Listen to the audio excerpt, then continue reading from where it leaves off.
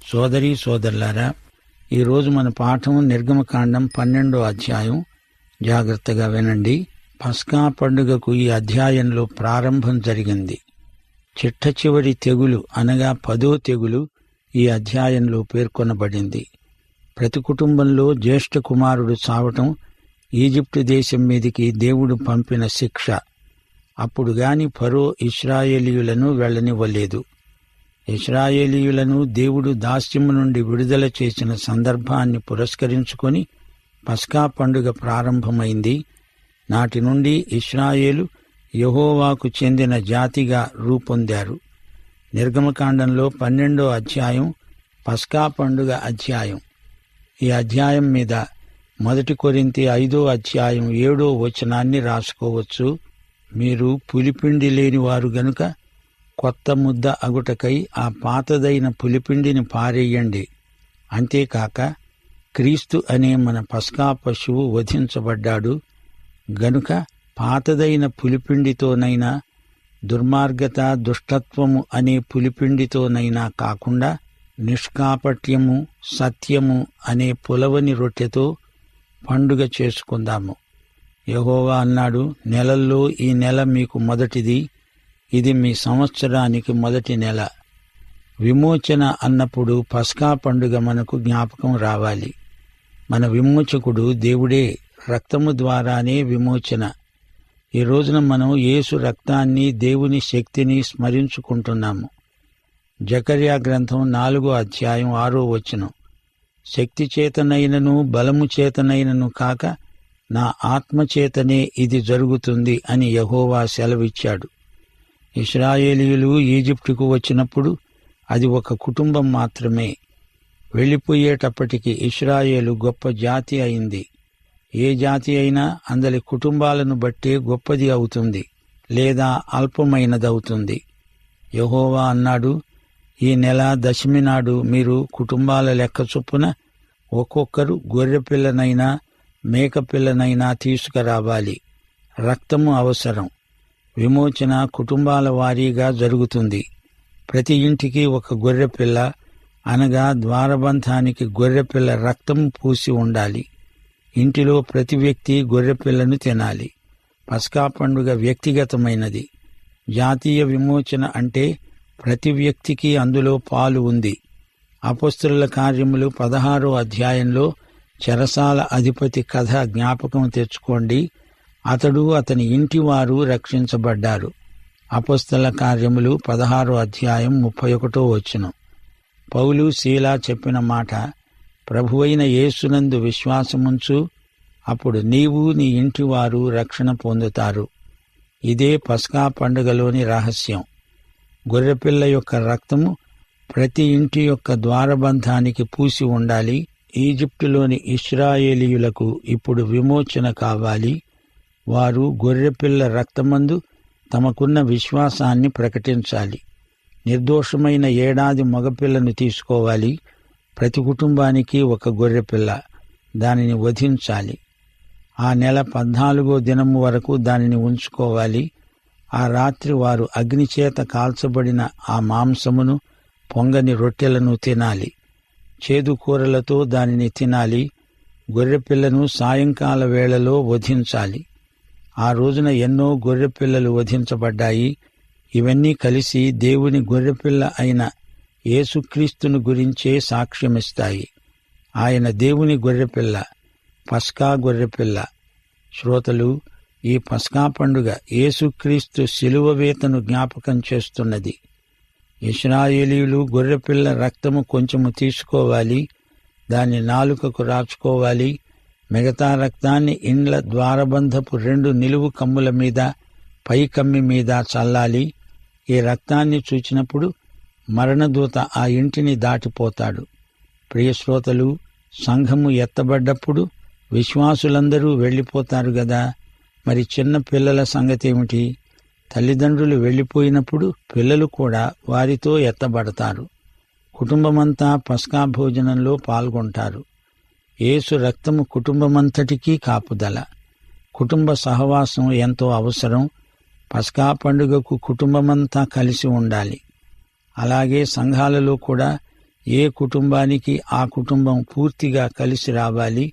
కుటుంబాలను వేరు చేయకూడదు. పిల్లలు, పెద్దలు, తల్లిదండ్రులు కలిసి ఆరాధిస్తే అది కుటుంబానికి క్షేమం. ఈ రోజున ఎన్నో కుటుంబాలు విచ్ఛిన్నమైపోతున్నాయి.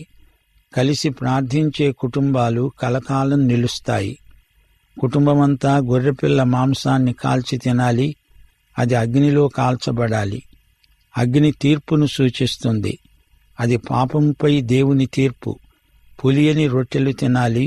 పులుపు పాపానికి గుర్తు. యేసుక్రీస్తు పులియని రొట్టెకు సాదృశ్యం.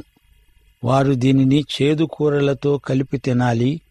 యేసుక్రీస్తును అంగీకరించిన తరువాత మనకెన్నో చేదు అనుభవాలు కలగడం మామూలే. విమోచన కార్యంలో ఈ చేదు అనుభవం ఇమిడి ఉన్నది. దాని తలను, దాని కాళ్లను, దాని ఆంత్రములను అగ్నితో కాల్చి దానిని తినాలి. ఈ బలి పదార్థం పచ్చిది తినకూడదు. పచ్చి మాంసం మానవ జీవితం మీద నిలిచి ఉన్న శిక్షను సూచిస్తున్నది. దాని మీదికి అగ్ని రావాలి. అగ్ని తీర్పును సూచిస్తున్నది.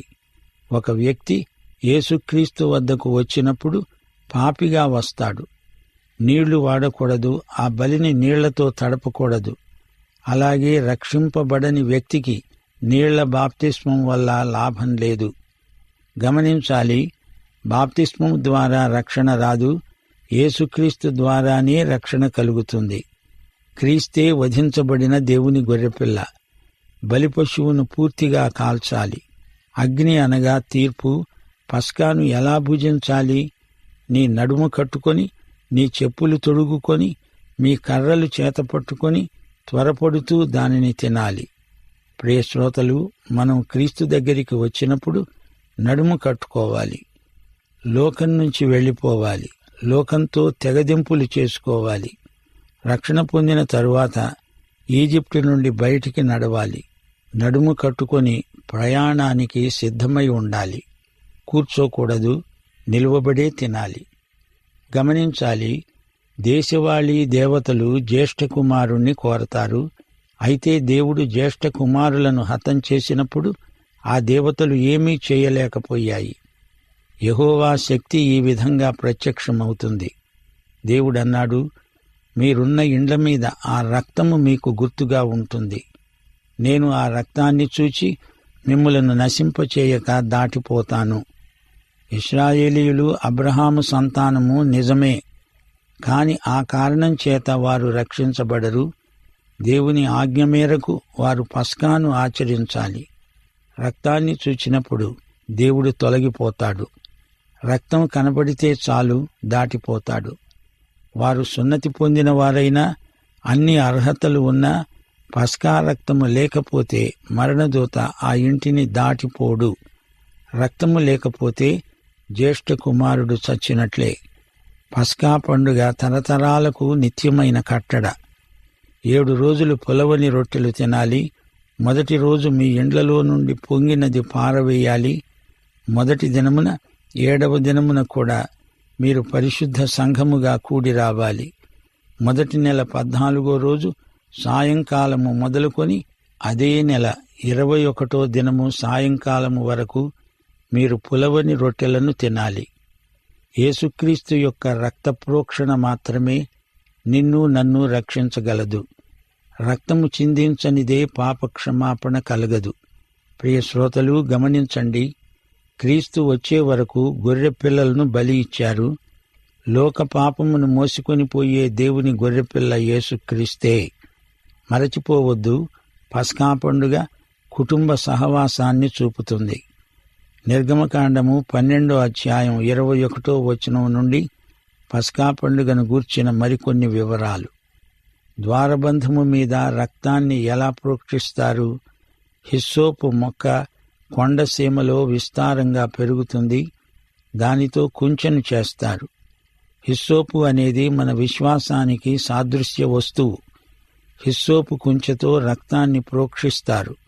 అలాగే మనం విశ్వాసంతో క్రీస్తు రక్తాన్ని మన హృదయానికి, జీవితానికి పూస్తాము, ప్రోక్షిస్తాము. ఇప్పుడు 10వ తెగులును గూర్చి తెలుసుకుందాం. ఈ చివరి తెగులును తప్పించుకోవాలంటే ఒకే ఒక్క మార్గముంది. ఇంటి ద్వారబంధానికి, కమ్ములకు రక్తం ఉండాలి. అప్పుడు మరణదూత ఆ ఇంటిని దాటిపోతాడు. ఒకానొక రోజున యేసు ప్రభువు నిన్నడుగుతాడు, నీవు నా శరీరములోకి ప్రవేశపెట్టబడ్డావా? అట్టి బాప్తిస్మం నీకు లభించిందా? తరతరాలకు పస్కా జ్ఞాపకం కొనసాగుతుంది. ఇదంతా జరిగాక ప్రజలు తలలు వంచి నమస్కారం చేశారు. అర్ధరాత్రి వేళ అనేక కుటుంబాలలో జ్యేష్ఠ కుమారుడు వధించబడడం ఘోర వార్త. ఇశ్రాయేలీయులను ఈజిప్టు నుండి ఫరో వెళ్లగొడుతున్నాడు. మీరు వెళ్ళిపోండి, మీకున్నదంతా తీసుకుపోండి, నన్ను దీవించండి. అయితే ఈ చిట్ట చివరి తెగులుతో ఫరో జ్యేష్ఠ కుమారుడు హతమయ్యాడు. ఈ ఘోరానికి కారణం దేవుడు కాదు, ఫరో మొండితనమే. ఇంకా ఏమి ముప్పు వాటిల్లుతుందో అని ఫరో భయపడి ఆలస్యం చేయకుండా వెళ్ళిపోండి అంటున్నాడు. ఈజిప్టు ప్రజలలో కూడా గొప్ప పరివర్తన వచ్చింది. ఇశ్రాయేలీయులు అడిగిందే తడవుగా వారు అంతా ఇచ్చివేశారు. ప్రియ శ్రోతలు, నిర్గమకాండం 12వ అధ్యాయం ఎంతో రసవత్తరమైనది. ఇందులో పస్కా పండుగ వర్ణించబడింది. పస్కా చరిత్రాత్మకమైన పర్వదినం. పస్కా పండుగను ప్రతి సంవత్సరం యూదులు ఆచరిస్తారు. మరణదూత గొర్రెపిల్ల రక్తాన్ని చూచి ఆ ఇంటిలోని జ్యేష్ఠ కుమారుణ్ణి చంపకుండా దాటిపోతాడు. ఈ గొర్రెపిల్ల రక్తం యేసుక్రీస్తు రక్తాన్ని జ్ఞాపకం చేస్తుంది. పస్కా భోజనంతో పాటు వారు చేదు కూరలు నమిలేవారు. దాస్య జీవితం ఎంత చేదో ఇది సూచిస్తుంది. ప్రతి సంవత్సరము యూదులు పస్కా పండుగ జరుపుకుంటారు. అలాగే ఈ రోజున విశ్వాసులు తమను యేసు ప్రభువు రక్షించిన రోజని తమ ఆధ్యాత్మిక జన్మదినాన్ని జ్ఞాపకం చేసుకుంటారు. ప్రభురాత్రి భోజనం పాత నిబంధన పస్కా భోజనానికి కొత్త నిబంధన చెప్పే అర్థం, చేసే వ్యాఖ్యానం. ప్రభురాత్రి భోజనం మన నూతన జీవాన్ని పదే పదే మనకు జ్ఞాపకం చేస్తుంది. మనకు యేసే ఆధ్యాత్మిక పస్కా. సరే, ఈజిప్టు దేశీయుల కుటుంబాలలో ఆ రాత్రి హాహాకారాలు చెలరేగాయి. అయితే ఇశ్రాయేలీయుల కుటుంబాలలో క్షేమము, భద్రత ఉన్నాయి. ఒక గొర్రెపిల్ల కుటుంబంలోని జ్యేష్ఠ కుమారునికి ప్రత్యామ్నాయంగా వధించబడింది. కొత్త నిబంధనలో యేసుక్రీస్తు శిలువ మీద సంపూర్ణ బలి అర్పించాడు. యేసు బలి తరువాత జంతు బలులన్నీ రద్దయిపోయాయి. పితృపారంపర్యమైన వ్యర్థ ప్రవర్తనను విడిచిపెట్టారు. నిర్దోషము, నిష్కళంకము అయిన గొర్రెపిల్ల వంటి క్రీస్తు రక్తము చేత విమోచింపబడ్డాము. 1 యోహాను 3వ అధ్యాయం 5వ వచనం, పాపములను తీసివేయడానికి ఆయన ప్రత్యక్షమైనాడు. ఆయన యందు పాపము ఏమీ లేదు. ఆయన మనలను తన సొత్తుగా చేసుకోవడానికి తనను తానే మన కోసం అర్పించుకున్నాడు. మేకల యొక్క, ఎడ్ల యొక్క రక్తము కాదు, నిత్యుడైన ఆత్మ ద్వారా తనను తాను దేవునికి నిర్దోషిగా అర్పించుకొనిన క్రీస్తు యొక్క రక్తము మన మనస్సాక్షిని శుద్ధి చేస్తుంది. ఇశ్రాయేలీయులు ఈజిప్టులో నివసించిన కాలం 430 సంవత్సరాలు. అనగా అబ్రహాము నుండి మోషే వరకు గడిచిన వాగ్దాన కాలం మొత్తం 430 సంవత్సరాలు. ఇప్పుడు వారు ఈజిప్టును విడిచి విముక్త ప్రజగా బయటికి వచ్చేస్తున్నారు. సర్వ సమాజము పస్కాను ఆచరించాలి. పస్కాను భుజించే వ్యక్తి సున్నతి పొందినవాడై ఉండాలి. ఇశ్రాయేలీయులందరూ పస్కాను ఘనంగా ఆచరించారు.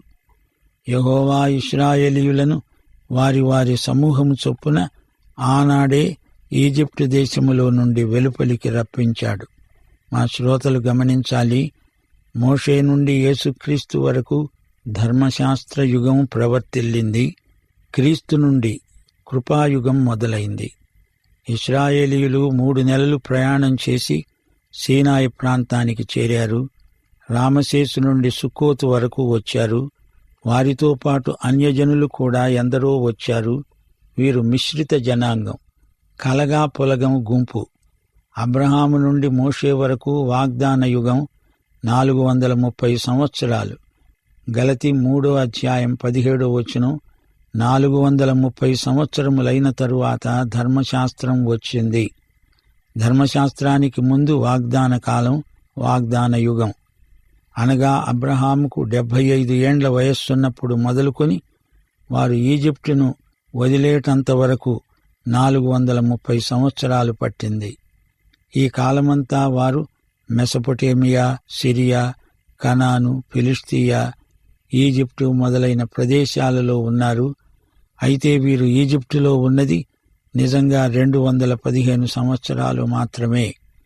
430 సంవత్సరాలలో ఇది సగం కాలం.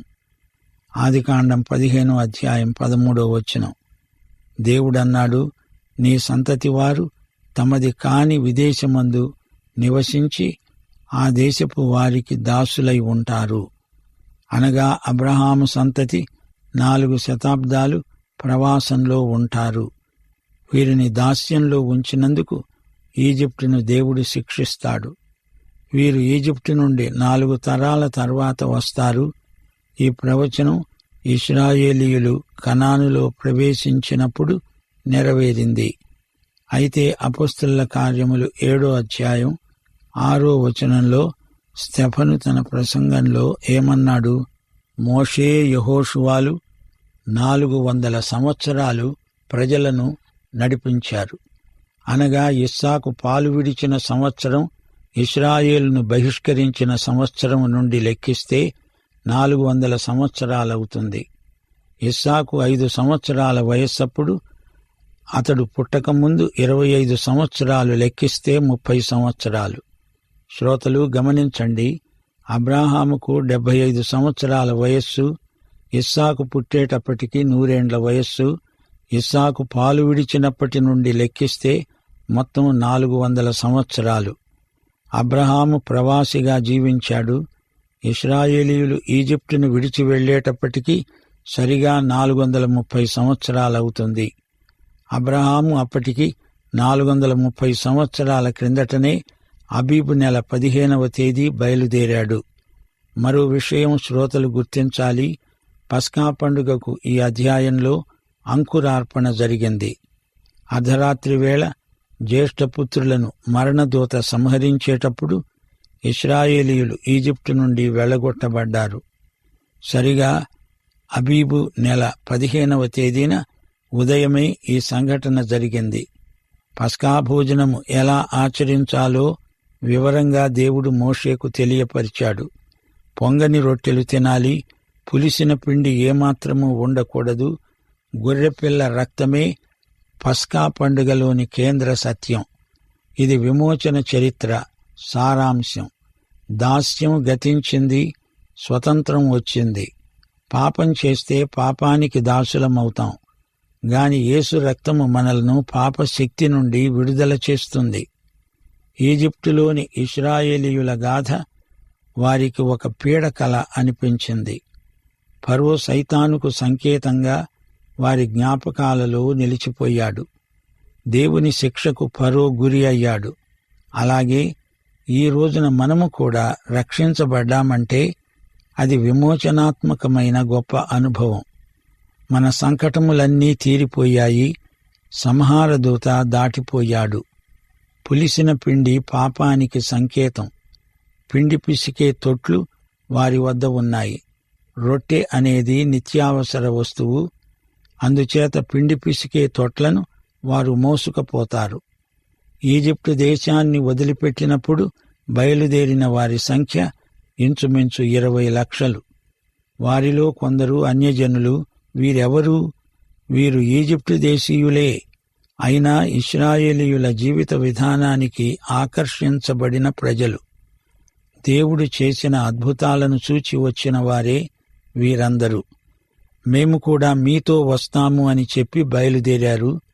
దేవుడు ఇలాగే ప్రతిదినము అద్భుతాలు చేస్తాడు. సరదాగా బతకవచ్చు అనుకున్నారు.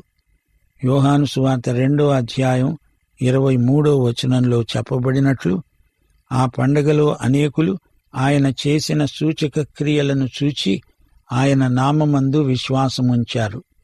అయితే యేసు అందరినీ ఎరిగినవాడు గనుక ఆయన తనను వారి వశము చేసుకోలేదు.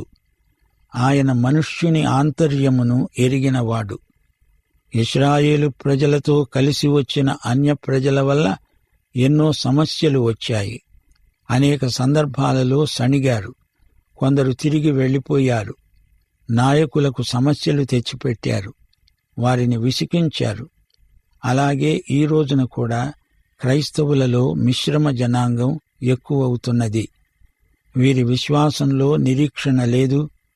భౌతికమైన తాత్కాలిక ప్రయోజనాల కోసం వెంపర్లాడుతున్నారు. పరిపక్వత లేని వీరు బాల్య చాపల్యము చేత ఎన్నెన్నో పొరపాట్లు చేస్తారు. దానివల్ల అన్యుల మధ్య దేవుని నామము దూషించబడుతుంది. చూడటానికి పెద్ద గుంపుగానే కనపడుతోంది కాని యేసును యేసు కోసమే ప్రేమించేవారి సంఖ్య బహు కొంచెం. ఇశ్రాయేలు ప్రయాణాన్ని గమనించండి. అది ఒక సైన్యం. కాల్బలము మాత్రమే 6 లక్షల మంది ఉన్నారు. వీరు విశ్వాస వీరులు. 20 లక్షల మందిలో 6 లక్షలు మాత్రమే సమర్పణ గలవారు. ఏ సంఘములోనైనా దేవుని కోసం నిలువబడేవారు కొద్దిమంది మాత్రమే. ఇది నిజం. పరీక్షలు రాసే విద్యార్థులకు తెలిసిన సంగతి ఒకటుంది. పరీక్షా ఫలితాలు వెల్లడించినప్పుడు 3వ తరగతిలో గెలుపొందిన వారి సంఖ్య ఎక్కువగా ఉంటుంది. ప్రథమ శ్రేణి విజేతలు బహు తక్కువగా ఉంటారు.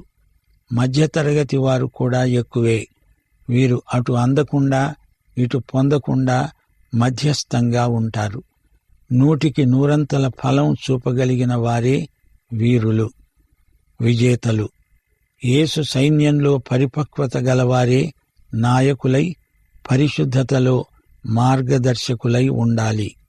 ఇశ్రాయేలీయులు తమకున్నదంతా తీసుకువెళ్లారు. దేవుని ప్రజలు తమకున్నదానిని లోకానికి విడిచిపెట్టకూడదు. దేవుని కోసం పెట్టుబడి పెట్టాలి. మన సాక్ష్యం, మన తలాంతులు, మన అవకాశాలు, మన ఆస్తిపాస్తులు అన్నీ విత్తనాల్లాంటివి. వీటిని నిత్యత్వపు ప్రయోజనం కోసం విత్తాలి, పంట కొయ్యాలి. కన్నీటితో విత్తేవారు సంతోషగానాలతో పంట కోస్తారు.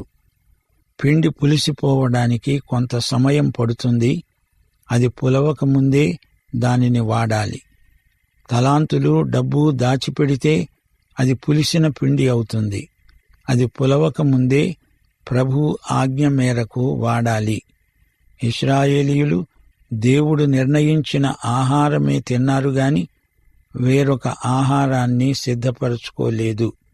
యాకోబు బావి వద్ద యేసు శిష్యులతో ఏమన్నాడు? మీకు తెలియని ఆహారం నాకున్నది. లోకానికి తెలిసిన ఆహారం పులిసిన రొట్టె, కాని మన ఆహారం జీవపు రొట్టె. దేవుని బిడ్డలు లోకం తినే తిండే తింటూ ఉంటే లోకంతోనే నశిస్తారు. మరో మాట, ఈజిప్టు దేశం లోకానికి సంకేతం. ఈజిప్టు ఆశలన్నీ విడిచి యేసును వెంబడిస్తూ పరమ కనానుకు పయనమై వెళ్ళాలి. పస్కా పండుగ కట్టడలు ఎన్నెన్నో ఉన్నాయి. ఇవన్నీ గత చరిత్రకు సంబంధించిన వివరాలు. మొట్టమొదటి పస్కా ఈ అధ్యాయంలో పేర్కొనబడింది. యేసు తన బాల్యం నుండి ఏటేటా పస్కా పండగలో పాల్గొన్నాడు. కాని ఆ తరువాత శిలువపై మరణించి లేచి ఆయనే మనకు పస్కా అయ్యాడు. దేవునికి స్తోత్రం. పాఠం ఇంతటితో సమాప్తం. దైవాశీస్సులు. ఆమేన్.